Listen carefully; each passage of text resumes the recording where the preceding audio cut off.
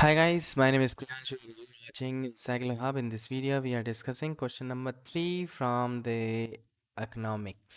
So this is the MA economics course question, and before starting this question, I want to share something. We are providing all the questions of answers of the questions.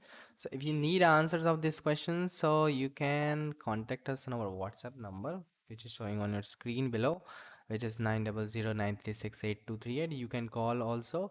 And now the question saying, what are the objectives of the monetary policy? Which instruments are used by the RBI to attain these objectives? How far the monetary policy has been effective to control the inflation? So if you need an answer of this question, so you can contact us without any hesitation. We will provide all the answers in a PDF form. This is a paid service. Thank you so much for watching this video, and we will meet you soon in the next video. Thank you.